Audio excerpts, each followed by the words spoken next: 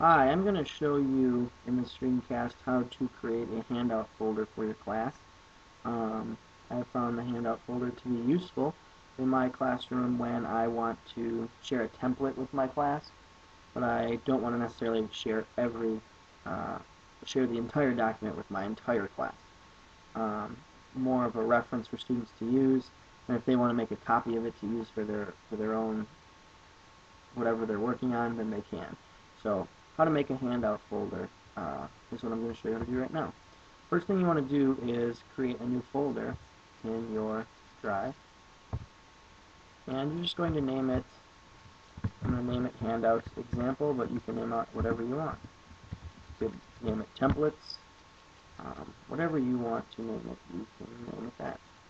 So after you name it, you're just going to say Create, and you can see that my Handouts Examples has shown up.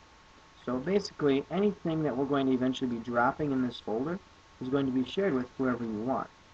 Now, to share the folder, we're going to go ahead and select Share, and like that.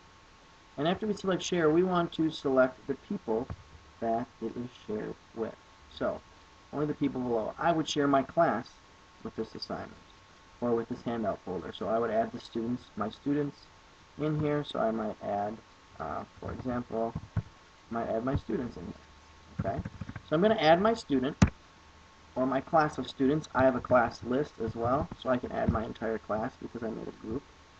So I will add my whole class. And then what I do is I change this from can edit to can view. The reason I change it to can view is because I don't want the documents in there to be able to be edited by my students. I just want them to be able to look at them and use them as a reference.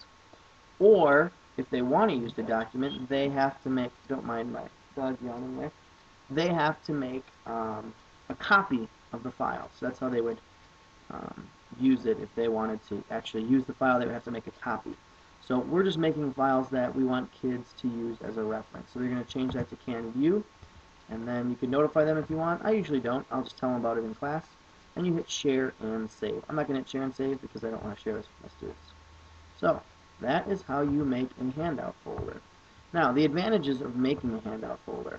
I like to put things in my handout folder that the kids might use or can use, but they don't necessarily use it every time. So for example, I'll put my current event cover sheet in the handout folder. They don't necessarily need it in their file. They don't need to change it or edit it. So I have this file here. I can go in and change what I need to change whenever I want. So if I have a new assignment, I would change the due dates on this assignment. I would change my timeline here. If there's any other changes I need to make, I just make it, and it'll show up in their folder because it's in a shared folder. Another thing that I put in there is the reading response choices. If students want to take their own copy, they can, but they don't necessarily have to. So you see a nice choice of reading response choices here.